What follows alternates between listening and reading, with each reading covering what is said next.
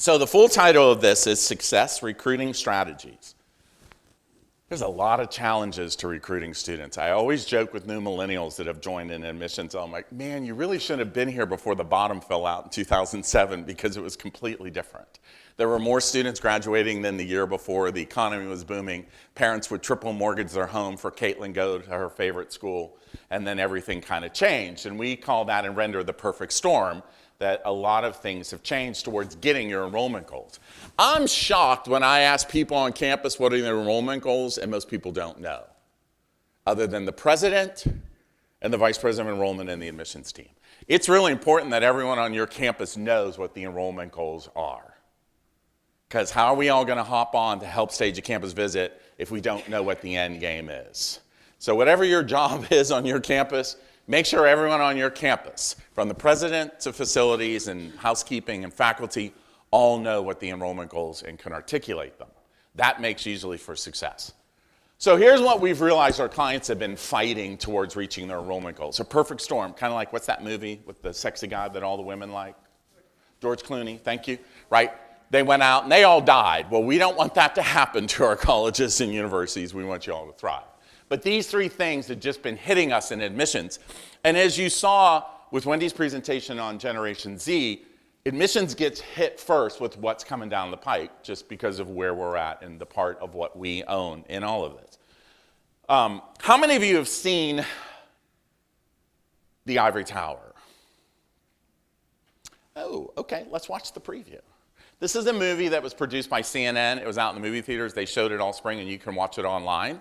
And it is kind of muckraking, but shows how much our society is questioning what we do and provide. Whoa, sorry about that. Let's see, why did that not do its thing?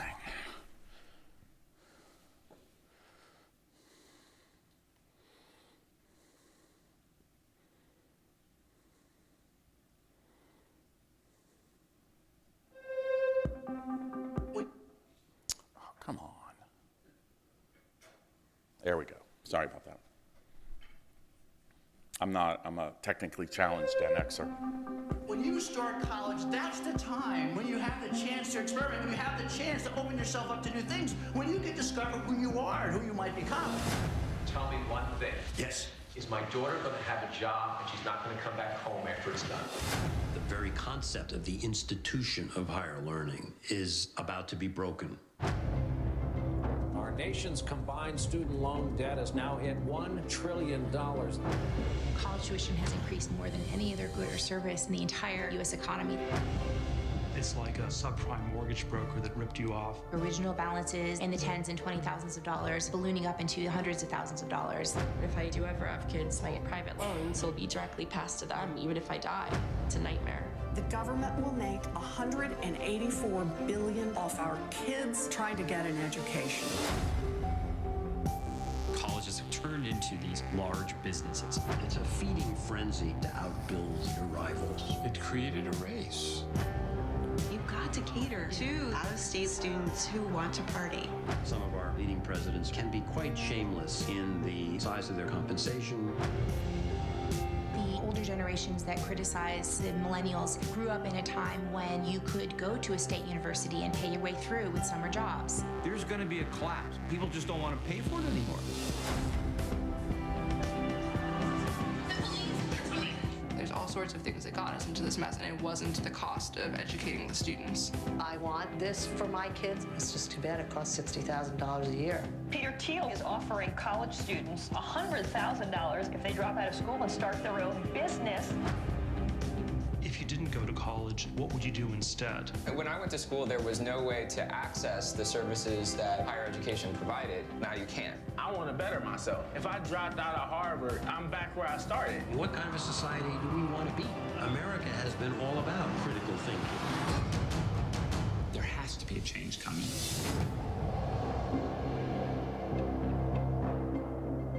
You can view it at CNN's website. You can watch it online. It got a lot of coverage this fall.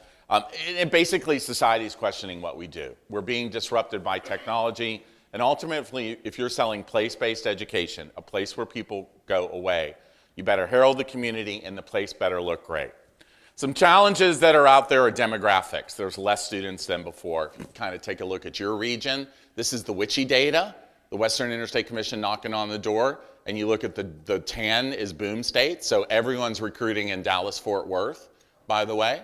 You kind of look at where you're at, and you're kind of in the decline area. So a lot of people are going to the states that have a little bit more yellow and gold to recruit. What is exciting is there's growth in the browning of America and the majority minority of America. What's your plan to connect with those families and the campus visit to host them? One of the things we love with the Latino market is first generation Latinos don't embrace higher ed, second generation do. And when they come to campus, it's a multi-generational visit. And they bring cousins and aunts and grandmas, and as a first generation college kid, I think that's really cool. What are you doing to accommodate that visitor to your place? So everything was booming in the first part of the century, and then the bottom fell out, and the mortgage note was due, and everyone, like college is overbuilt, just like America, and then the mortgage note was called in, and now what's happening is we've built campuses for boomers, and for boomers' kids, the millennials, and now Generation X and their kids are showing up questioning, why does it cost what it does, and what do I get for it? And we're going to talk about that. Millennial parents were known as helicopter parents. They hover. The extreme ones, we call them Black Hawks. We are now seeing the transition to the Gen X parent who does not hover. They are stealth. You will not hear them coming. They will drop a bomb on you and fly away. They are bitter. They are mean. They are uncivil. They don't want to pay the money. And they're bringing all that to your campus or on your campus visit to disrupt you. I am shocked at my generation and how rude and inappropriate they are with my ambassadors. They ask, where were you ranked? What were your SAT scores? What other colleges accepted you? What financial aid packaging in front of a whole group of crowd? Here's when I saw the rise of the stealth parent. 2 years ago, it was one of our southern campuses, a very elite, wealthy, private southern school. We're walking by Fraternity Row. And the student says, all right, everyone has questions about Greek community. What are those? And out of nowhere, a mom from the back of the tour, hadn't said anything the whole tour, comes out and says, hi, we're from New Jersey. Point of reference, no offense to you Jersey folks. #1 exporter of college students. I love you, all right? And she says, we hear there's a cocaine problem on this campus in front of a whole group of 30 people, right? That's the behavior Gen X and their stealth parents, or this Gen X stealth behavior. All right, so before I get into the campus visit, let me recap because I want you to understand who's walking in the door, and we still have a co-purchasing unit coming to your campus. So I want to get into that parent as much as we get into the new Homeland or Generation Z. In higher ed admissions, we're all big fans of Howe and Strauss. Everyone, they coined the term millennials, that kind of thing. So I'm just regurgitating all their stuff, but I'm going to make grotesque generalizations, generalizations, right? It's all the same derivative, all right? And what I do like to think about it, it's not where you're from, but where you're going. That's the great thing about America. All right, so I'm going to talk very quickly about some generations. Now, when I talk about generations, I give a great big disclaimer. This is my family circa 1965 living in Pittsburgh. All right, which one am I? With my head cut off. Yes, okay? This is my brother. He's 4 years older. He is the son which the Kallay family circles around, okay? And I am the failure. He programs satellites for NASA, and my family has no idea what I do. That's why my head is cut off, all right? When I talk about generations, my Gen X bitterness will come through, all right? I'm still blaming it on my parents, all right, and my older brother. So here's what I love. I'm a big freak of sci-fi. Did anyone watch Battlestar Galactica when it was on sci-fi? One of the best shows ever, but there was a recurring theme that all this has happened before, and all this will happen again. So if you really want to understand Generation Z or the Homeland or whatever you want to call them, go back in history to learn. Because all this has happened before and all this will happen again. Anyone know who this is? One, see, in the back, they know. And you're sad because one of them just announced he left. I heard that. It was like the lead story on the BBC yesterday. I'm like, you gotta be kidding me. All right, how did we get to One Direction? All this has happened before and all this will happen again. Right? Skinny British guys in skinny ties jumping up and down, okay? Been there, done that. Every generation has its boy band, zombies, and vampires. Okay? History just repeats itself. Then from the Beatles, we have the Jackson 5. And then that got us to the Osmonds. And then we got Menudo, which begat Bobby Brown. See, y'all know you're from your gen, right? NKOTB, New Kids on the Block. Boys to Men, Backstreet Boys. This hot mess. Nothing represents the 90s excess like NSYNC. Look at the hair in those clothes, right? And then that got us to Hanson, which got us a Big Time Rush, which brings us back to One Direction, and there will be another boy band in years. Every generation has its boy band. Millennials would tell you they created the vampire genre with Twilight. Boomers in the room, we went to Bela Lugosi. Everyone remember this show on TV? Dark Shadows, right? We've had our vampires. It all repeats itself. Generation X had Buffy the Vampire Slayer on TV, right? Little love triangle, been there, done that. Zombies are huge right now, and I love the zombie genre. Have you ever noticed zombies always go to malls? Because zombies represent grotesque consumption. That's what they're kind of, and that we're already dead walking through the airport in front of our screen, oblivious to our surroundings, right? So this is actually kind of fun. I love this. This is my own little, this is the movie Dawn of the Dead, and this is an actual Black Friday photograph, right? It's the reason why the zombie genre is so popular, right? Generation X, we dance with Michael Jackson and his zombies. Zombies go to the mall. We make #1 drama on television, AMC's The Walking Dead, right? Wendy talked about the love of dystopian with the Hunger Games and the Hunger Games and the Insurgent series. Been there, done that, right? Generation X, we had Logan's Run. You had to go on carousel at 30 and die, right? Been there, done that. Everything repeats itself. Millennials love their Mean Girls, right? Did anyone ever watch Heathers in the 1980s? Gen X, they kill people on that high school, okay? Mean Girls have nothing on Heathers. Been there, done that. All right. So why we been there, done that? Because Howe and Strauss basically say American generations repeat a cycle. And these are American generations, their names when they were born and their personality type, that an idealist is just that. A reactive kind of reacts and is kind of in an angry mood. Then a civic rises up to fight wars. And the adaptives are the ones that we really know the least about because we got these generations bullying down.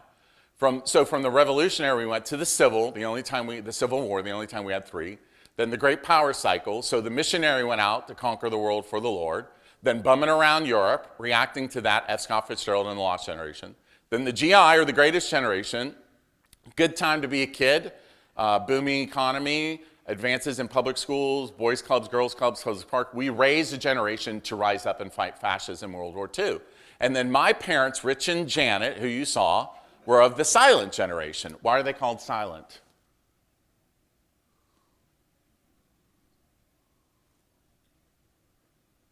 What was going on when they were born? The Depression and World War II. Not a good time to be a kid. So as children, they were marginalized. Okay? And they were not risk takers. They worked for the same company their whole year because of what they were born into. So that takes us to where we're at now, the turning. And it's what Howe and Strauss call fourth turning. Baby boomers, right? You changed the world. You went from get off my cloud to get off my lawn, but I love you. Okay? You were the largest generation. See, you thought that was funny. Thank you. Right? Actually, a fun little thing is most people thought the boom started when we won the war. It actually started when we saw we were winning the war. Okay? Generation X, that's me. Yay, Gen Xers in the room. Okay, awesome. The millennials, they're all special. Just ask their parents. Okay, the largest, most wanted, most watched over generation in history, and they're now on your team. They're now on your staff. So we got all these people colliding in the workplace. We got all these people coming to visit us. And we call them Homeland. And we're going to talk about Homeland versus Generation Z. I don't care what you call them, just recruit them, okay? Basically, ladies and gentlemen, we become our parents. And this is why history repeats itself according to Howe and Strauss. That an idealist births civics, civics birth idealists, reactive births, and we become our parents. It's inevitable. We don't want to, but this is why in American history, all this repeats itself. And then there's the cusp generation. You were born on a cusp. Birth order gets into all that, all right? So basically, we had 72 million baby boomers who were the largest generation in American history. And then we went 20 years of loving kids, 20 years of hating kids, And then, yay, we love kids again. And millennials are the largest, most wanted, most watched over generation in American history. Many of you work for old boomer white guys who lead your school. And hopefully they're going to retire soon, okay? But they grew up in the Cold War when you could control all the message and social media, and they don't get it. So they're from that Mad Men era, and that's who they are, and there they are, all right? So walking in your door as the Generation Z parent is Generation X. So let's talk about Generation X, okay? An angry little group of parents they are, and they've mellowed out. So angry that they created grunge and rap, okay? So let's talk about them because they're out of control and they're rude. Bless you, all right? Now, if you want to learn about Generation X, the parents, and why they are the way they are, read this book, X Saves the World, How Generation X Got the Shaft but Still Keeps Everything from Sucking. That's the full title of the book. It's awesome. But it really gets into the parent mindset because they're still visiting and they're still co-purchasing. So basically, every institution betrayed Generation X's children. All the institutions that were to take care of them in the tumultuous 60s and 70s bailed on them. Big government, big religion, big education, and they don't trust institutions. You all work for institutions. Trust me, they are bringing that distrust to your campus. They are looking to trip you up. They are looking for ways for you to fail because they don't want to pay the bill. Now, after 20 years of loving baby boomers and loving kids, we got tired of kids. So much so that we changed R.V. Wade and we brought out the birth control pill. We were done with kids, right? We were done. So this is how Hollywood portrayed kids during Generation X. Right? We were actual demons. We were made into the Antichrist. We were teenage prostitutes. This is how we were treated as children. Not very nice, okay? Here's how you can think of Generation X parents. They're the Jan Brady of generations, okay, if you're a Brady Bunch fan. So think of Marcia as the overachieving boomer, all right? Cute little Cindy is the millennial, and then there's Jan, who's Generation X, kind of stuck in the middle. Always stuck in the middle, Generation X. We were raised on Sesame Street that taught we were how alike, and the good news is we're mellowing out as we get older, but we still don't trust institutions. Very low divorce rates. It's a way of rebelling against our parents that divorced like crazy in the 70s and 80s. And when we do divorce, the dad buys a house next door. Okay? Here's how you connect with these parents. Get to the point and cut through the hype. They have two number one questions, and we're going to talk about the second one. How much does it cost, and what do I get for it? They don't want fluff. Gen X does not want fluff. Boomers wanted fluff and idealism. Gen X get to the point. All right, that's how you connect with them. And they are stealth. You won't hear them coming. They'll drop a bomb and fly away. And the mix of all that is, as Russ said, we have put so much energy into millennials, and they changed and disrupted higher ed, and now we're circling them out, right? But they are on our staff. And I'm already here. I love it when millennials who are 25 and an admissions staff walk up to me and go, I don't understand these new kids in high school today. Like, yeah, thank you. After all the havoc you wreaked on us, you're now saying, I don't get these kids today, right? So they're in your mess. And I think it's very important that you understand, in connecting with millennials on your team, you got to cut ambiguity. Millennials were given the test their whole life. Tell me what's on the test. Tell me what the task is. The worst thing you can do to millennials, have them operate in ambiguity. Tell them what is expected of them and give them the line to it, all right?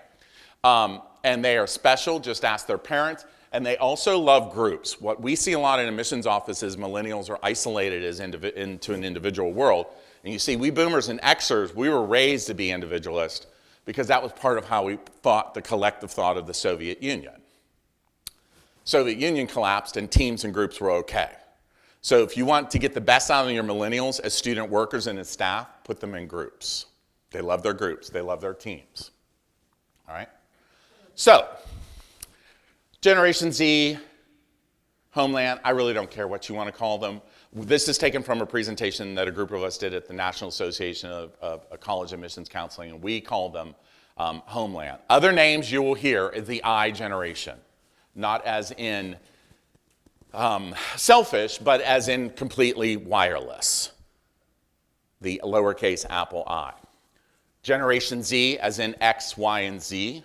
I kind of feel that every generation rebels against a generation before it. And by calling them Generation Y, anyhow, that's my own little personal opinion. In higher ed admissions, we're kind of going with the homeland generation. And by the way, the White House called them that. So if it's good enough for the White House, then I'm going to call them. I really don't care what you call them. But here's the deal. If I'm a freshman or a sophomore in high school, this has been my life. One crisis after another. Right? I was born into 9/11. Then America went to a war with Afghanistan, then Iraq, then the Wall Street market collapsed, then the housing market collapsed, and my parents lost their house or my neighbors lost their house, and then student loan rose to the news cycle, and then global pandemic and Ebola came to the news cycle, and now I have global terrorism. And that's the 24-hour news cycle if I'm 15 years old that I have been raised in.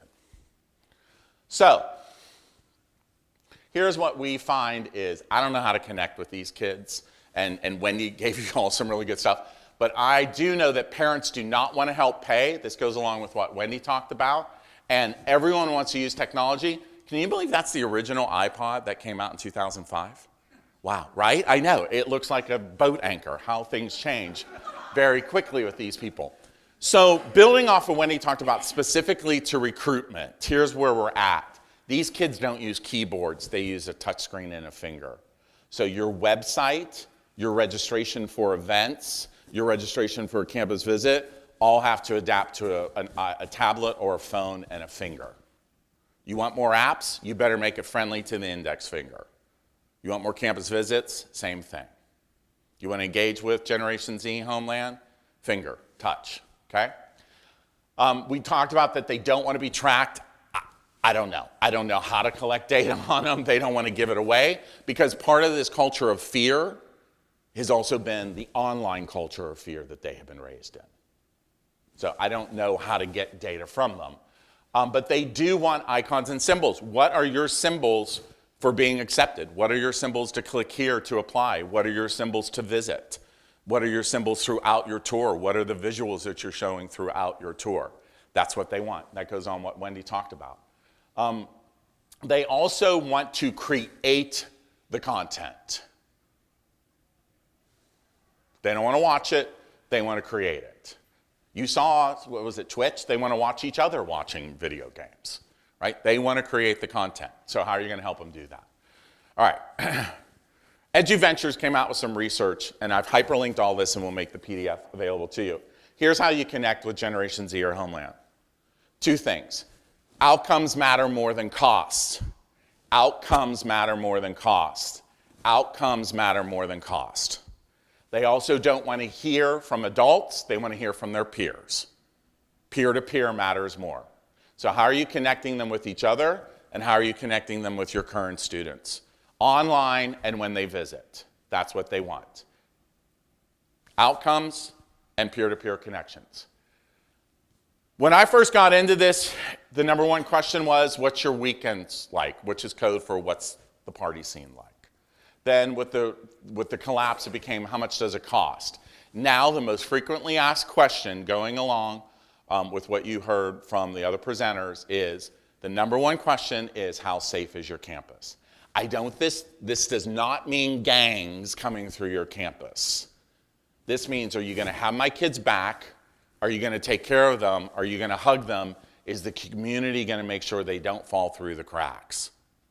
And how are you revealing this on your campus tour? Because this is what they're asking. Every one of our campuses, from the Ivy Leagues to community college. How safe is your campus? And think about the emotions through that. All right. Did I set a juxtaposition for who's walking in our door for a visit and where they're at? All right. Questions, qualifications, disagreements, arguments? You are? Ed Collins. Where are you from, Ed? I'm district manager in the King of Prussia area. Awesome. Are you finding high school students that are, I'm going to say, 10th grade, 11th, 12th grade, grouping themselves and looking at colleges together and going to the same college? No. No? But they will judge that school based upon someone a grade higher that they didn't like. So everyone that went to that school is like that person. And they're quick to make that decision. But no, we don't see that yet. I think that's a valid point, But I think they're all lost in their own special way, that they would just be lost as a herd of zombies even more so. It's a good point, though. Anyone else? All right, so let me hone it into the campus visit and the experience economy. 2 versions of this book have been printed. It's a Harvard Business School press book by my good friends Joe Pine and Jim Gilmore. I do some corporate consulting for them. This is the original version. If you'll notice, work is theater, every business a stage. That's what we're talking about here. We're talking about putting on a show, right? It's like those old musicals with Judy Garland and what's his name? Let's put on a show, all right? And here's what, it's a top 50 business book of all time, Harvard Business School press book. And here's what Pine and Gilmore say, that America's economy is evolving and progressing. So let me sum it up to you in a birthday cake. So 200 years ago, if I wanted to bake a cake for my kid, I had to work the land. And what I didn't have, I went to the village and bartered for. Right? Then we shifted to an industrial economy and everyone moved to the city. My grandparents came over from Eastern Europe and my grandfathers worked for United States Steel. And moms would go to the grocery store and buy all the commodities and bake a cake. And you'd have a little party and play pin the tail on the donkey. How many of you, that was your birthday scene growing up? Okay? Then that shifted to cheaper labor markets and Walmart and Apple become the largest corporations on earth and we become a service and information economy. Where do most birthday cakes come from now? Right, you pay someone to bake that cake for you. Rarely do you make a cake from scratch. How many of you have kids 8 to 10 years old or grandkids 8 to 10 years old? Is it enough to just bake a cake and play pin the tail on the donkey in today's birthday landscape? What do you got to do it?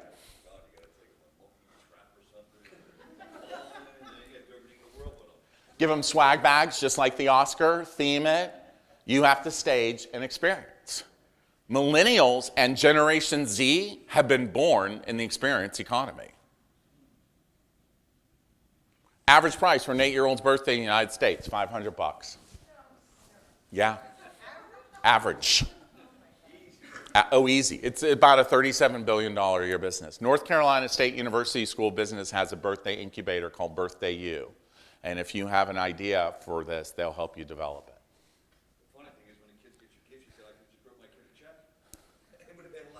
Yep. So, completely different, right?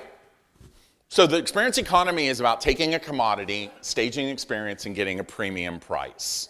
You want to lower your discount rate? Stage an experience worth that premium price. Or reveal that on your campus tour. Coffee is a commodity.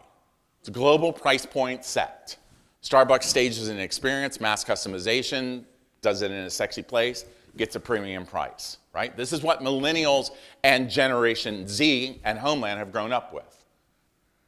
We ask tour guides, how many of you had an American Girl? 90% of the girls' hands go up and many of them had multiple ones. You all know about American Girl? Right? You've been to an American Girl? It's like a capitalistic feeding frenzy. Yep. Three months to get a dinner reservation, right?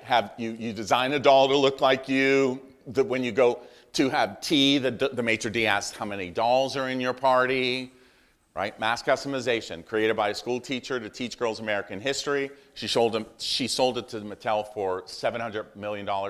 It grosses about $1.7 billion a year. Yep, build a bear, or a donkey, or a horse, or whatever, because we all want what we want when we want it. And you build a bear thrives because it gives Generation Z, Homeland, the tools to create their own stories, memories, and experiences. They design it, they create it, they customize it.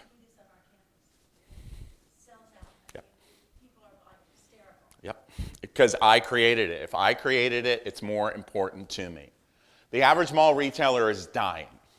The average mall retailer makes $290 per square footage in sales. Do you know what Apple makes per square footage in sales? $5,700.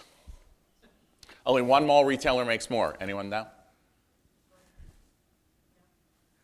$22,000 per square foot. Tiffany. Okay. All right.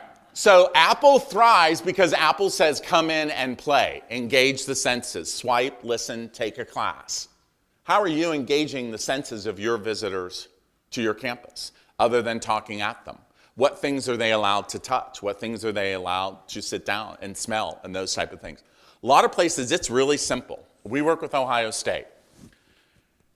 We're crossing a busy intersection, and the ambassador points out and says, hey, Ed, you're going to cross this place a lot. Press the crosswalk button. Sensory engagement. Doesn't cost any money. Cabs and buses are flying through, and she yells out, okay, everyone, close your eyes and breathe in the bus fumes. And parents are lemmings on a tour, and everyone goes, keep your eyes closed. And she talks about how Columbus is the 14th largest city in the United States, the only Big Ten school in a big city, yada, yada, yada. We get to Mirror Lake, where Ohio State was founded, and she says to everyone, close your eyes again. She juxtaposed it to the city. You could hear a pin drop. She talks about how this is where Ohio State was founded, you want a cheap date, la, da, la, da. And then she invites everyone to dip their hand in the spring where Ohio State was founded. Like Catholics going to Mass, everyone dips their hand. She then took us into a classroom, sat us down, and then took us into an echo chamber and taught us a little cheer. Simple sensory engagement. How can you help admissions engage the senses of people coming to your campus? All right. Everyone who works on a college campus is in the experience economy. Pine and Gilmore say that all experiences fit into what they call the 4 E's. So you don't even have to read the book by coming to Rush's conference, okay? All right. The E of aesthetic is in a sense of place, entertainment, education, and escape. This is college, okay? And I mean, so Pine and Gilmore say all experiences we have fit into these in equal or disparate proportions. Look at our pretty campus. Ground zero of all experiences is the way it looks. And we're going to get into how important, this is why the work that Sodexo does is so important to help you recruit.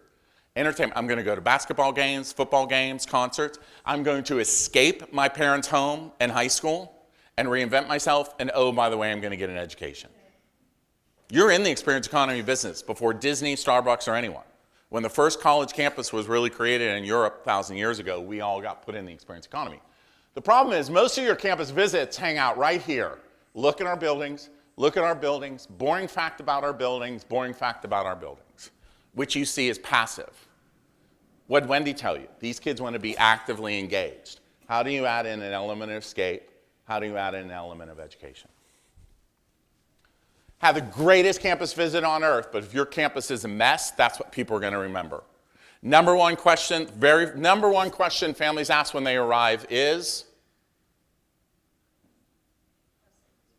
when they first show up to your admissions office or visitor center. Most frequently asked question as soon as they walk in the door. Where's the restroom? You are being judged. Your campus is being judged by that mom by your admissions or visitor center restroom. So you might want to go take a look at it. You might want to make plans to have it cleaned frequently, and you might want to invest some money to fix it. Because if you can't manage your restroom, how can I trust you with my precious son or daughter and $40,000 a year? Ground zero, basic. Why does the way your campus look matter in the college search? So Facilities Managers Magazine surveyed 16,000 kids about their college choice, and more than half the respondents indicated that attractiveness of campus was very essential or very important to their decision where to attend a school. Students said that poorly maintained open spaces played a key role, and 50% either strongly agreed or disagreed with the statement, when I first saw the campus, I knew it was the right fit for me. Never understand why a 17-year-old makes a decision. Their brains are still evolving. I'll give you 2 Pennsylvania stories. You saw my colleague Trent Gilbert. His wife is from New Jersey. She went to Gettysburg, full pay. Hey, Adrian, why'd you choose Gettysburg? Well, you know, Jeff, I went in January my senior year, and there was snow and ice on the ground, and everyone was wearing flip-flops. And I thought that was really cool. And I wanted to wear flip-flops in the snow or ice. And that's why she chose Gettysburg. I'm at Penn, Ivy League, chatting with their tour guide. So why'd you choose Penn? Well, I decided on the Ben Franklin Bridge because my mom's deathly afraid to drive over water. And I knew she wouldn't pop in and visit me. Never underestimate why a kid chooses a campus. We over-inundate them with statistics that they don't remember, and it's all about how they feel that they see themselves here. Everyone's read Transforming a College, the history of Elon University. 30 years ago, Elon almost closed its doors. They invested in their aesthetics. Now they're one of the most selective schools in North Carolina after Wake. after Duke. They had about 26,000 applications for 900 freshman spaces and a discount rate of 15%.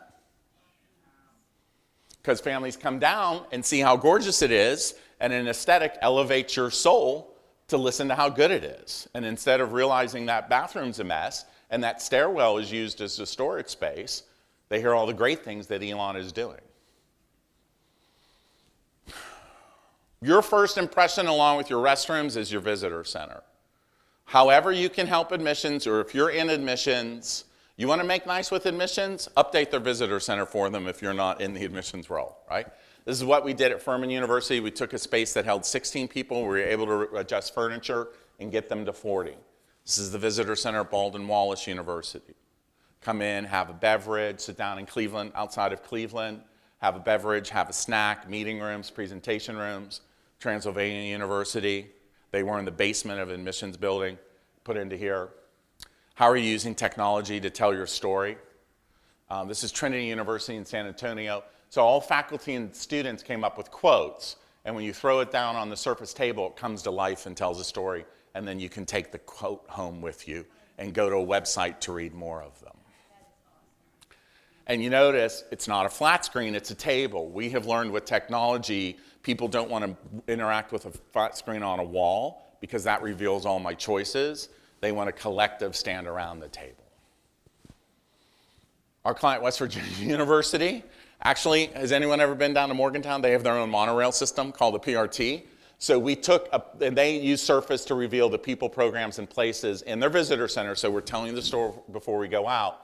But they took one of their rails offline and put a social media camera in here. So you can take your photo inside the PRT and post it to social media. Giving people the tools to create their own stories, memories, and experiences, and it starts with your visitor center and the stories that it needs to tell. And the walls throughout your campus, we call this the wall estate. This is a dumpy gym at our client Agnes Scott College, a little D3 women's school, and we clean it up, and it tells and the walls tell the tradition. What stories are your walls telling? We call that the wall estate.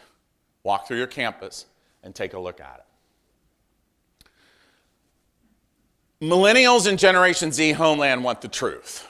They want authenticity. They're assaulted by 3,000 to 5,000 marketing messages a day. They know when they're being lied to. They're savvy consumers. We surveyed a bunch of National Merit Scholars a couple years ago, and they basically said, if you come off as perfect, I know you're not. Tell me the truth, keep it honest, right? How much do they want authenticity? There's a company out there called Insider Visits, and they say, don't tour through admissions, pay us and our secret agents to take you on a real tour. And they're adding secret agents on every campus. So it's your job to stage a campus visit that's real and authentic, or one or empower people too. The dialogue of how we talk with students is changing. I'm going to show you a 5-minute recruitment video from our client, Miami University of Ohio. Familiar with it? Okay. So they have 3 enrollment goals. More women in engineering and science, more diversity, and more men overall. This is the recruitment video made that they show after their information dump of how you get in and pay for it, and before they go out on campus.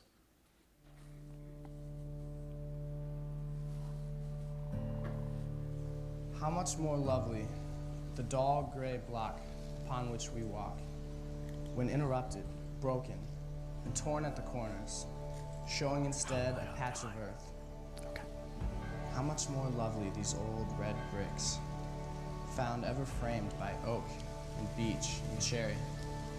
How much more lovely to walk out of your door and bid good morning first to the walnuts and maples, because the sun is still struggling to make his way through their loving arms, in the dreamy haze of promise that accompanies each day.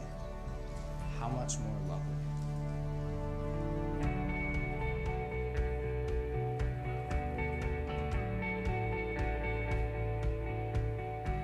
I was walking through Academic Quad, that perfect moment where you see all the sun just glistening through the trees, you see students walking and meandering through these different paths.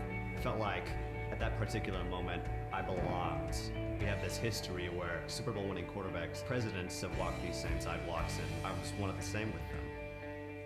Miami really is unique in wanting you to design your education, to get what you want out of it. I expected there to be some type of blueprint for what I was supposed to do in college. And the thing is, there is no set way to do things. 1, 2, 3.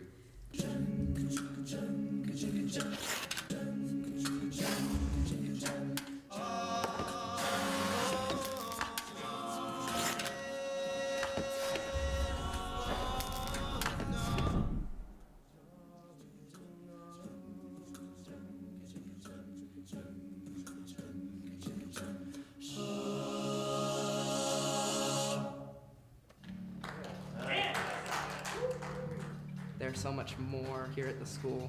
You will get out of your education what you put in. You have faculty that are fighting for you every day to make sure that you have the resources that you need. A good teacher listens well. A good teacher understands what a student needs. Because they show that they care, it makes students want to learn more. It makes us want to create that connection. College wasn't easy for me, and I don't think it's easy for anybody, especially if you don't know all the ins and outs of it. Whatever advice I need, he's always there. I don't know if he knows how much he's affected so many of my friends and myself at all. And I think he does it because he truly cares. I want to be a teacher because of the teachers I had. This is what I want to do for the rest of my life.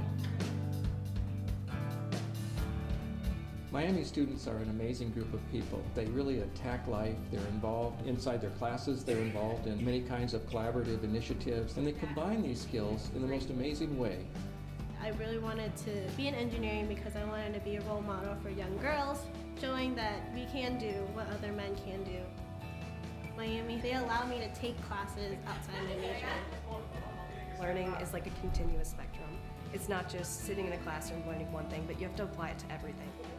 There's always something that makes you want to be a part of Miami.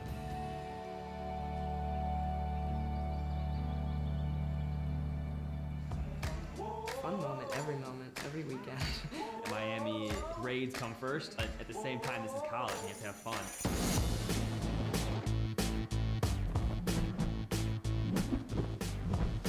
You can't wrap your mind around what it's like to live in the dorms and know that there's 250 other people right in your spot. If there's a night that you want to go out, there's always someone willing to go out. After a week of being up until 2 in the morning doing homework, I think you're allowed to stay up until 2 in the morning doing homework.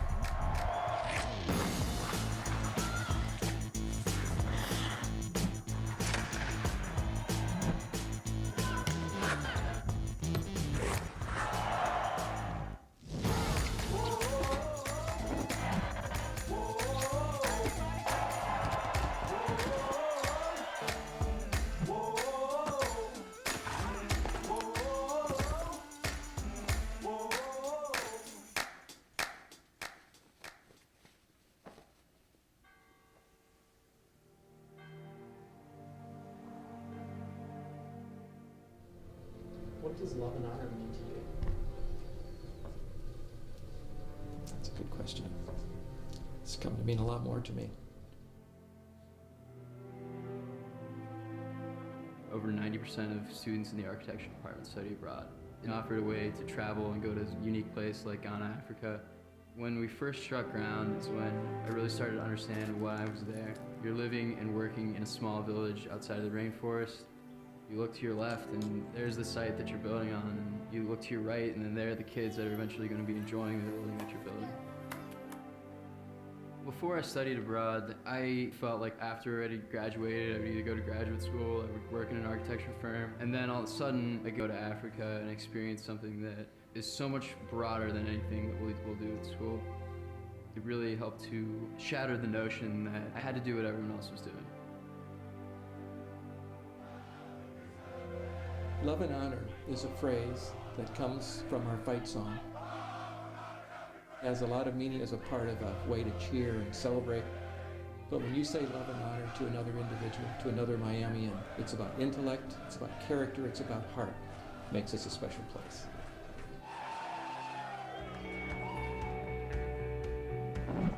People People know each other. People are there to help each other and support one another. I've had the ability to make a difference. Through working with different people here and engaging and interacting, that was when I realized that this is why I want to be here. People might come in here with their own stereotypes, but Miami is what you make it. Going to college is less about the degree that you get and more about the experiences that got you that degree. Go outside your comfort zone. Take chances. Step into situations where you could be vulnerable. Now, are they going to fail sometimes? Absolutely. You're not going to succeed every single time. But that's part of the process. Being able to fight back, Getting beyond, move on, and accomplish it. That's the heart of Miami. I could be who I was where I was, and I needed that. I really needed that.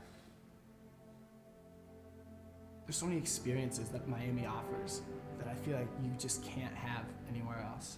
And the fact that they're situated on this campus and with these people makes it so much more special.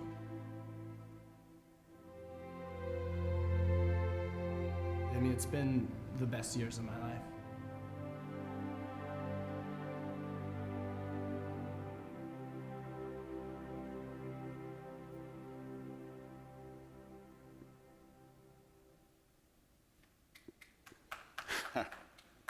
So, based upon what you heard from Beth and Wendy and filter it through all of that, the dialogue of how we engage students and talk with them and not at them is changing.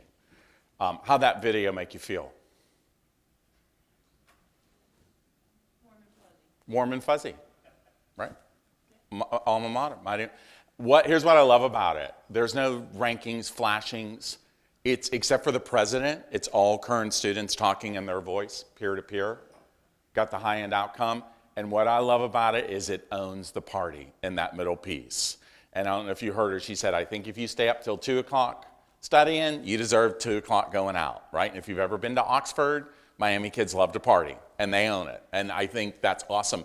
And I love at the end when the kid says, it's not about what you study, it's about all the experiences. There's a high level of authenticity in this conversation. So the dialogue of how we chat with these students before they get on campus and when they're there has to change. One size campus visit doesn't fit all. Who has a really fancy drink from Starbucks? What is it? Bingo. Love that. Love that. Quad. Okay. Anyone top that? Right? 30 years ago, what did we drink? Coffee. Coffee, right? No one drinks coffee at Starbucks. The one-size campus visit doesn't fit all. So you have to figure out how to use technology. You have to invest in your campus visit because we all want what we want when we want it. We all want what we want when we want it. And you can't parade 20 people through on the same tour because this generation is far beyond that. So take a look at our client, Hendrix College in Conway, Arkansas. Anyone familiar with it? Okay, when I say Conway, Arkansas, y'all went in your mind, right? Okay? So Hendrix is actually a top-tier national liberal arts school. It's one of the colleges that change lives, Lauren Pope schools. It's a pretty good little school. It's gorgeous. It has about $250,000 in endowment, 1,400 kids. And they went from 1,100 kids and 47% out of state with an average ACT of 27, and in 4 years went to 1,400 students and an average ACT of 31 and 62% from out of state. Now, we did that by investing in the campus visit. We cut the publications budget, and a third, we put that money into the campus visit. They have 1,400 volunteer ambassadors, so 1/10 of the student body is a volunteer ambassador run by 6 interns and a full-time director of campus visits. They have a 6-hour tour. They call it the Hendrix Experience, as in Jimmy. And if you don't know what that means, they don't think you're cool enough to go to Hendrix. Because Hendrix are the token pagan liberals of Arkansas. They're going to hell in a handbasket, and they're all decorating their handbasket. You know, they're one of their biggest events is the Miss Hendrix pageant, which is a drag pageant, okay? So very funky, liberal artsy, no Greeks for the South, kind of interesting. They just added football, and you would have thought the end of the world was coming. All right, so they run a different schedule, but everyone comes in, checks in, everyone goes to class. You get a little backpack, you're introduced, you sign a contract, you behave yourself. Moms and dads sit and learn about the school. Then you take a campus walk. So you have an ambassador here and a different one here. A different person joins you for lunch. Faculty comes and has lunch. All of the dining people know who the visitors are. They get a roster. They come out and hug you. Hi, welcome to Hendrix. We're going to make sure you're well fed when you come here, okay? They're buying in. They're supporting the whole process because they're also identified. Then a different ambassador takes you on a res hall. Then you chat with the professor, and then you wrap your day, right? That's how a small liberal arts school does it. How does Ohio State do it? Go to their registration process, tell them what you're interested in majoring, and up come all the options you can come and visit. We call it forced mass customization. So Hendrix is processing 2,400 visitors. Ohio State's processing 54,000, okay? So what happens is a family says a star is an academic interest and a Buckeye leaf is an admission session, and they work in tandem. So they're not running around like chickens with their head cut off. They got buy-in from their colleges and schools and everyone else to do customization that way. So we call that forced customization. We all want what we want when we want it. We want to have our senses engaged. When I go to Furman University for $60,000 a year, everyone in the halfway point is given a beverage break, is given a bio break, is given a Furman cup and a fresh baked cookie, and they can go have their beverage and take a little taste of Furman with them, right? Taste of it. Engage the senses. This is the Arch of Luck at the University of San Francisco, and everyone stops and they tell the story, and for good luck on your college search as we pass through, touch the arch. Simple sensory engagement. You have them all over your campus. One of the most successful programs we've had, and this is key for Sodexo, is Lunch at Lynn. Familiar with Lynn University? Boca Raton? Very crowded I-95 corridor, and they wanted to grow. And they don't have the facilities of FAU or FIU or the University of Miami, but they have a really great sense of community. And they also have a very sexy student body, I will say, because they're like 54% international athletes. And anyhow, so what we've done is the morning tour goes out. I'm sorry? I'm just saying. All right, so the morning tour goes out, and they do their info session, they go see it, and then they come in, and what we've done is we've strategically placed reserved tables facing it all, because it all goes down in their dining hall, and the kid's name on it, and there's a lunch host, and they're giving a tour and explain. You just can't give me a pass to your on-campus restaurant, a new term I learned, by the way. Dining halls are scary places. Do I use a tray? Do I not use a tray? Is it all you can eat? You know, will I be mocked shamelessly if I drop something? You know, how's this all work? You have to host a person through it, right? You got to circle before you commit, as they said in the movie Clueless. So that's what the lunch host does. Sits you down, and then faculty, staff, and coaches all come and have lunch with you. They also took their dining hall 24/7, which has impacted their enrollment strategically. Because the kids who go to Miami Beach and party need something to soak up the sauce when they come back. And then athletes that get up at 5 in the morning need to have breakfast. So this campus visit, and then the afternoon tour starts with lunch, then goes out. I'm engaging with faculty and staff. I'm seeing all the student body. They've had 3 years of record-breaking enrollment and have increased their retention rate 9%. And they have a 14% discount rate. Emotional engagement. Staging experience is all about engaging the emotion, right? Little American Girl. Hey, look at our matching crowns. All right. How are you allowing your campus to know who your visitors are so they can emotionally engage with them? So they can say, thanks for visiting. We're glad you're here. Simple little things along the way. At Flagler, all the kids wear glasses. At George Washington, they wear a sticker, and accepted students wear a different one. So people can say, congratulations, we hope to see you here in the fall. And it also works as a security pass into buildings and in their dining hall and then their bookstore. They don't have to have a coupon. If they got a sticker, they get a coupon automatically, okay? University of South Carolina, same type of thing. How do you pull them in? How do you recognize them? How do you emotionally engage them? Here's a 30-second video for our client at the University of Kentucky. If you didn't pick them all the way, I know, I'm just saying, okay? I know you Duke fans and you Chapel Hill fans, but Kentucky believes it owns blue, okay? So this is all the lesson to the power of the hashtag. So very quickly, they've come out with a really phenomenal marketing campaign simply called #SeeBlue. That's it. I'm going to show you this 30-second commercial that they're running in all your audiences, and I'm going to talk about how we brought that theme into the campus visit. Blue. It's where dreams live, where visions of tomorrow thrive. and for those who dare to live in this space. Those who believe they are destined to do something, to make something, to solve something. There's nothing in your way, if you can see it.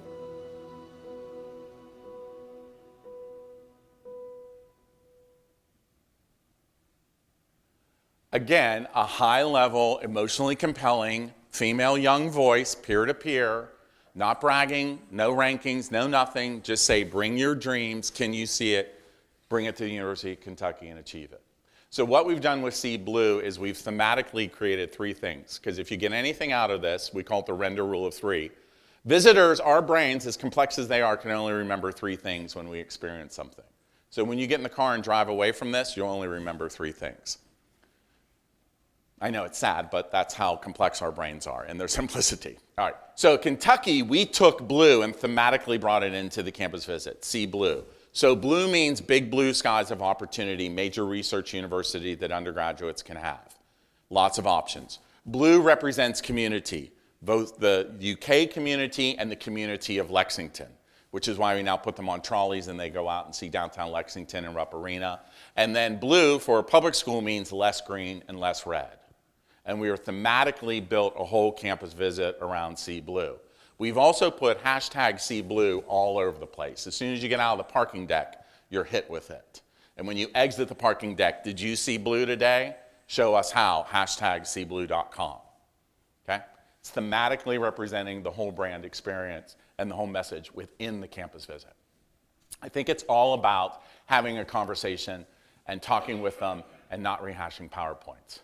Most campus visits, when we hang out with people in the storytelling, on a scale of 1 to 10, with 10 being the highest level of engagement, we tend to talk about people that no one can relate to or no one knows, and that holds our prospective families at a 4. Or we as an institution talk about ourselves, or we as tour guides talk about ourselves, and that holds them at a 6. If by the power of open-ended questions, you get your prospective families talking about themselves, you'll hold them at an 8, but a 10 is a shared experience. That's what that Kentucky commercial is. That's a shared experience. I can do that when I go to Kentucky, if I see blue. We got to hang out in here in our campus visits and stop bragging and talking about ourselves. It's not about us, it's about them. They also want outcomes. Outcomes, outcomes, outcomes. Outcomes more than cost, outcomes more than cost, but they also have to be within 5 years. All right, so let me show you cheaply how some of our schools are doing this. This is our visitor center at Illinois College. I'm heading there Friday. All they did was take photos of current students who did internships and young alumni and line their halls to and from the bathrooms and all over, and you should watch parents stop and look at these. And then they're building a whole online campaign along the same thing as financial aid packaging is going out. To learn about the investment of an Illinois college, click here to read our outcomes. Simple, easy, fast, to the point. This is our client, Assumption College. And I have to tell you, the provost apologized to me for how ugly these bulletin boards were all over campus of outcomes and just nasty laminated printed cards. And I said, I don't care how ugly they are. Parents are going up and reading these. So what outcomes throughout your campus in athletics, in every academic department, all over, what wall of state are you telling? Because this is what families want. Outcomes, outcomes, outcomes. When you go to Rome in the experience economy, and I'm giving you all the tenets of the experience economy, what do you do when you go to Rome for the first time? You throw a coin in the fountain. We call that a signature moment. When you go to Build-A-Bear, what is the signature moment? Kiss in the heart of whatever you've named your dog, pony, donkey, Caitlin, whatever. Okay? All right. So what is the signature moment you've created for your campus, throughout your campus, or what's an authentic signature moment that you have? So Hendrix wanted a more national student body. And the other thing we did with Hendrix is we used Southwest Airlines to build their national enrollment. We took a look at every place that served Little Rock, because they're 20 minutes north of Little Rock, and we looked at every city that served Little Rock directly, and direct flights, and we started traveling to and doing emails. We partnered with Southwest, that Southwest would give us 1 day advance notice under confidentiality of upcoming sales. So we could craft an email campaign, and as soon as Southwest announced the sale from Chicago to Little Rock, we sent out an email saying, Southwest is having a sale. We will pick you up at the airport and host you overnight. So if you look at the dots, these are direct cities. So we kind of use Southwest. So every kid that visits Hendricks has their photo taken and printed out before they leave. They sign it, they put it on the bulletin board. When you deposit, they find it and move it down, and they take a photo of you on the photo board of deposit, right? And then they get one in the mail. All the kids come in and look at this. Is there someone else from where I'm at? What we say at Render is brands are mirrors. You purchase based upon conforming self-image. We're just trying to hold up a lot of mirrors to connect with those students. This costs next to nothing. It's a bulletin board, a map, a print, and some cheap camera printout. Yet it works, right? Who has a ticket stub from a concert or a sporting event, right? Memorabilia. Ultimate piece of memorabilia, college diploma, right? That's the memorabilia of your college experience. What memorabilia are you giving your guests when they come to visit you? Let me go back to Ohio State. Every accepted student this spring that's going on a special accepted student tour is having their photo taken with Brutus at the start of their campus visit. It's the statue Brutus, it's not the real one, all right? The alumni office, or maybe on your campus, Sodexo, I'm just saying, pays to have a 5x7 printed out during the tour. It's put in a 4-color folder with the words of Carmen, Ohio, and a handwritten note that says, look forward to having you be a part of Ohio State this fall. Caitlin, look forward to having you be a part of the Ohio State University community this fall. See you in August. Handed to her at the end of her tour. Now, if one of the largest, oh, and by the way, everyone who tours gets an individually wrapped chocolate peanut butter buckeye. If one of the largest public universities in the country are going to these details on their campus visit experience, what's expected of other schools from this audience? Whatever you're doing on your campus visit, don't talk at them, talk with them, and give them the tools to create their own stories, memories, and experiences. This is the key that everyone misses. We just sit them in a room and PowerPoint them to death and talk at them. We don't give them the tools to create their own stories and memories and experiences. The most important thing you need to do is take your hashtag all over the place. Your email signatures, on posters, on your brochures, on your information session slide deck, everywhere. You notice, though you all might not have used it, my hashtag is up here, right? You got to get them to create the content. I can't tell you where Generation Z is because they're not allowing us to track it. All I can tell you is give them a hashtag and they will use it. 2 examples of our clients. So this is Georgia State University. We created, for an accepted student event, a hashtag contest, and the ambassadors voted on the top 10 photos or videos. It was on their t-shirts, it was on every brochure. They had 680 unique posts using that hashtag. Over a weekend, the ambassadors went in and voted on them, nominated their top 10, and everyone was competing for a Georgia State hoodie. They then went into all the social media and said, congratulations, you won. Pulled them down, created a microsite, and got all the accepted students to go back and review it all, engaging them after they left the campus visit. At our client, the University of Miami, everyone takes their photo in front. That's my colleague, Brittany. They make the U with their parent, only at the U. I can't tell you what social media. I can only tell you to use a hashtag and promote it like crazy when your people come to visit. Because if you give them the hashtag and the place to use that hashtag, they will use it. You should see all the accepted students taking their photo. I mean, all the students at Miami taking their photo. It's all about the hashtag. And in some form or fashion, you have to figure out how to make the ask. Will I see you here in the fall? Will you be here? Will I be preparing meals for you when you come here in the fall? Right? When I come visit your dining halls. Those types of questions we all have to ask. We have to learn how to close the deal and train the people who work for us where the tours are going through and engaging to close the deal. Here's a little tip. And I don't know what you can do for it if you're in admissions and enrollment coming up to May 1, but you can prepare for it next year. Ultimately, an accepted student event or an accepted student tour or an accepted overnight needs to connect 5 ways emotionally. And in an enrollment funnel, you have to connect families to your physical campus. You then have to connect them to your faculty and staff. Or your location, excuse me. Your location, Your hometown matters. Your faculty and staff, your campus, your faculty and staff, your current students, and then each other. This is the one everyone misses. Most people host an accepted student event this spring of mom, dad, and kid going around all together and being PowerPointed to death. Somewhere in your accepted student event, you have to cut the umbilical cord and you have to put the accepted students with each other so they find their tribe or posse and make the emotional connections that your competitors are not going to do that. You also need ways to figure out and reveal your location. It's our client at the University of North Texas. It's hot in Texas no matter when you go, right? So everyone's loaded up on trams and taken through downtown Denton and casually drive by all the bars, okay? And over to the football stadium. It's Texas, football's king. We got to show the town, right? Same at our client Bellarmine University. You load up and you drive through the really cool part of town where all the students hang out and you get a little note, right? If you can't load me up and take me to your downtown or where your students hang out, bring it in via video. Bring it in as a photo slideshow that your ambassadors have taken. All right? I'm going to show you one last video, and it's a highlight video from an accepted student event called Select Southern. How many of you have ever heard of Birmingham Southern College? Okay. Birmingham Southern College is a very small private liberal arts school, Methodist affiliated school. It's one of the top national liberal arts colleges down south. And it happens to be sandwiched equally between Auburn and Alabama. How would you like to recruit against that in the South? Right?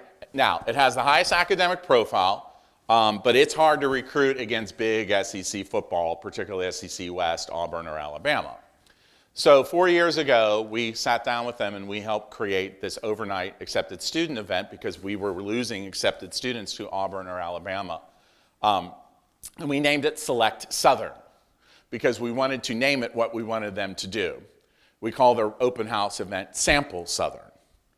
At Ohio State University, the open house event is called Think Buckeye, and the accepted student event is called Go Buckeye. Actionable language to what we want the student to do. This is an overnight event on a Saturday, and it is hosted 2 weeks before financial aid packages go out. Because I got to have a kid emotionally connected and really wants it and figures out how to pay for it. Because I'm competing against Auburn or Alabama. It is a all hands on campus. Every food service person, every facilities person, every faculty member is there. They know the importance of it. They have the whole campus. Everyone is making it going and happen. You check in, you go to a bunch of kickoff sessions, breakout sessions, then you go to a big info academic fair, and then we cut the umbilical cord, and the accepted students load up on a bus based upon geography and major with each other, so they're not put on random buses. We're very strategic of how we match them up. They have about 240 accepted students that do this, and that's all their campus can hold with the parents. Parents go to a cocktail party hosted by admissions called Cheers to You. My tagline is Cheers to You, you've raised a special snowflake. It's my fun name for it, okay? All right, kids go out and see Birmingham, and they have about one current ambassador, current student for about every 15 students who's kind of managing connections. They go to the Barron's 3A baseball stadium because while we don't have SEC football and we're a 3A school, we do have a nice major league stadium and the students do go there and it overlooks the city of Birmingham, something Auburn and Alabama don't have. Food event, photo opportunity, they take their photo, it's on the big Jumbotron. Then they go disco bowling because everyone is good at being bad at bowling. And bowling is very social. Now, when we first did this, the president said, well, bowling's not very academic. We have really bright kids. And I'm like, I need the bright kids to all chat with each other. Now, bowling gets the highest rankings on the evaluation, and it is a sacred cow. Don't touch bowling. They come back because the parents have spent the night in hotels. They got their overnight hosts. They sleep on the floor all over campus. Meet up, have breakfast, go to class, meet up with their parents, then have a closing ceremony where this video is made. So this video only shows the first day and is the highlight video of the whole thing.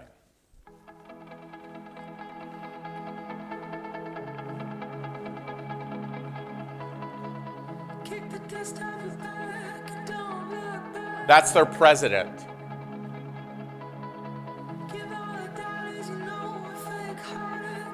Welcome to Select Southern. Come on in.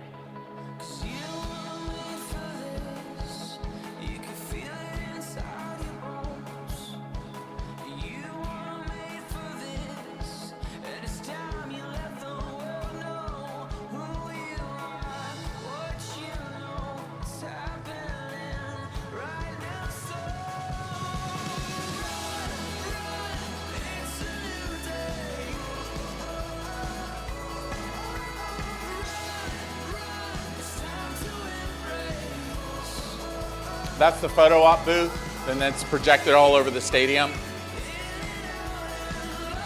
I just selected Southern.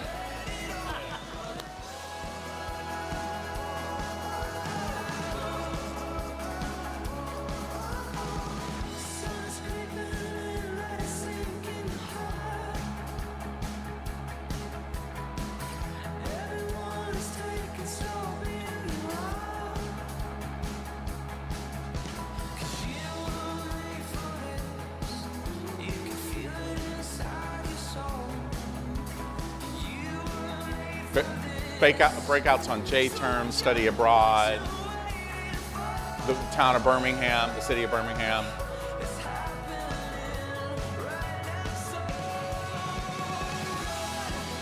Then you go to the main information fair.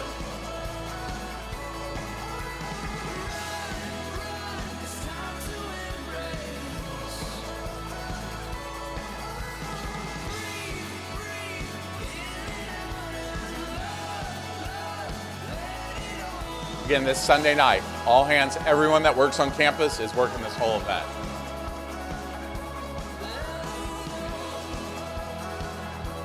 Kids are put on the bus, parents go to the cocktail party.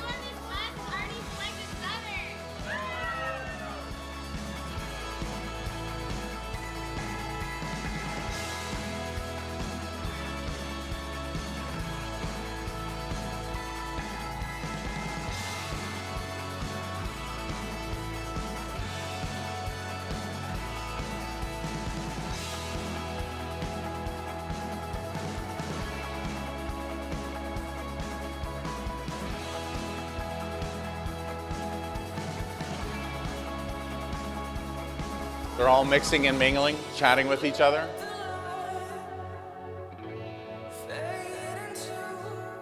Seeing your photo on the Jumbotron.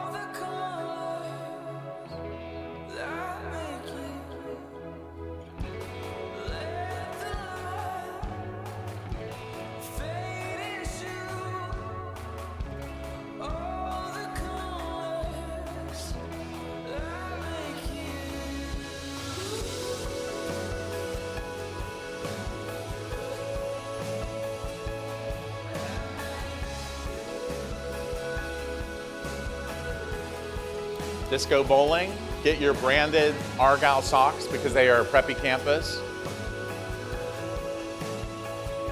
A little bit of memorabilia.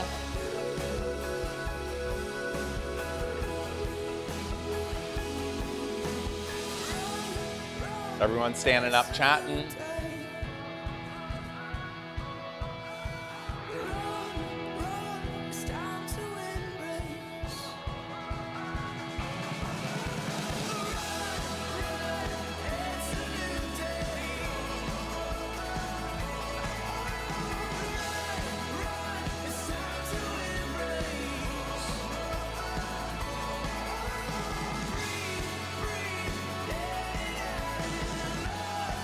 Back to campus, grab your bag, find your overnight host, sleep on the floor.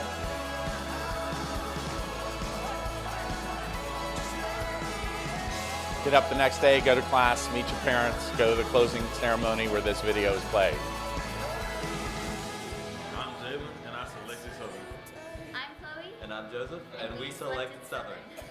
I'm Katie, and I selected Southern. I'm Eric, and I selected Southern. I'm Kendall, and I'm Hannah, and we selected Southern. I'm Tally, and I selected Southern. I'm Van, and I selected Southern. I'm Hannah, and I selected Southern. Deal. Cool.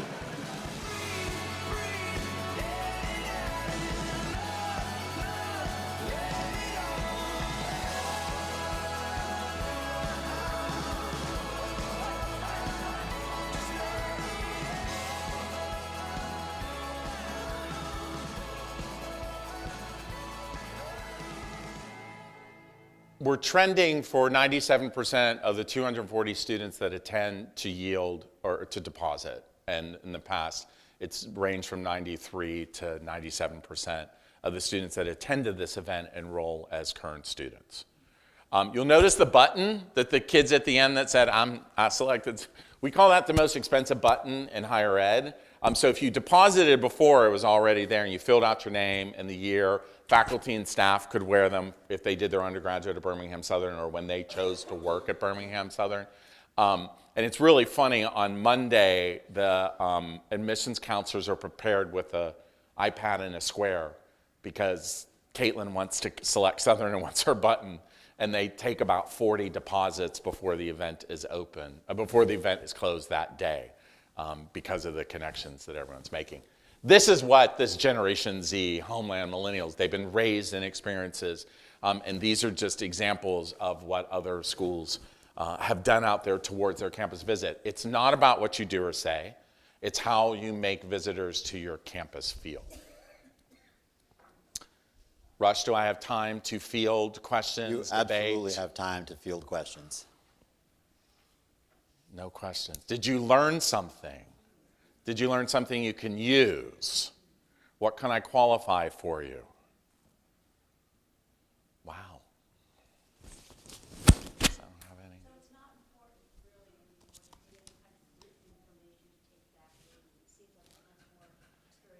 It is, and we find that the written information is for the moms. They want it. High school guidance counselors want the written information as well. Our philosophy is you have to have an information dump or session, whatever you want to call it, before the tour, because we've also found families research cars and hotels and flat screens better than they do at college. And we're shocked at the rudimentary elementary questions, like how many students go here, is this a public or private school? You know, like I've been at Lehigh and mom's like, how much is out-of-state tuition? I'm like, it's a private school. So we have to address those things, because if you don't, the parents will direct those questions to your student guides, and you don't want students answering those questions. So we usually tend to say, keep it simple, not a folder, a simple handout with a map that has those details on it. One of our schools, St. Edward's University, puts all that on a fan. Because they're in Austin, Texas, and it's hot and humid. And it's really funny. They even have like frequently asked questions, or questions you shouldn't be afraid to ask your tour guides.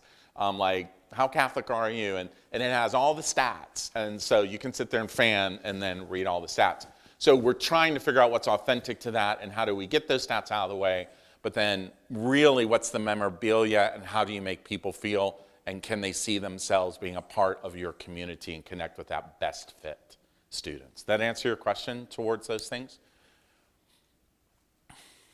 Any questions? Select Southern. A lot of times people have logistical questions about that type of experience. What I thought was cool is that everybody can make the ask. Yes, everyone can make the ask. Spend an hour with your family because you have an allergy. I can say, you know what?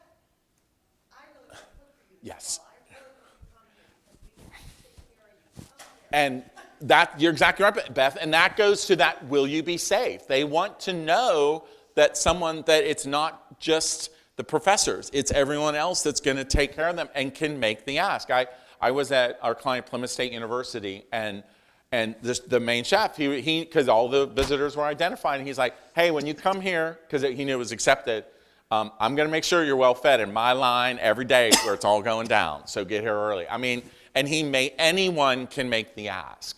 That's the really important thing that we have to train everyone who works for us.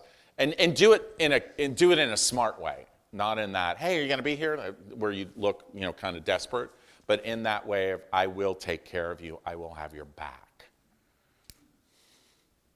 Thanks for that.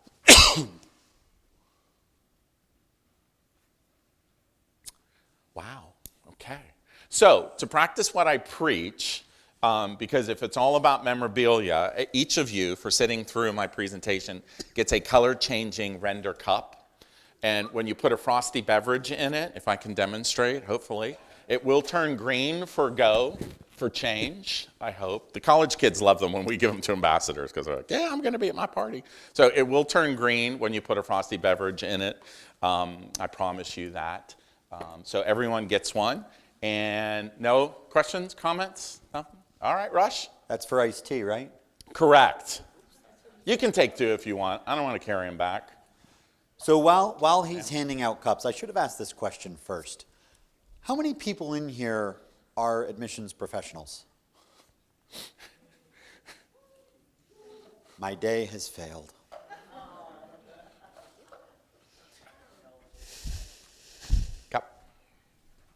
His hashtag, it takes a campus. One more time.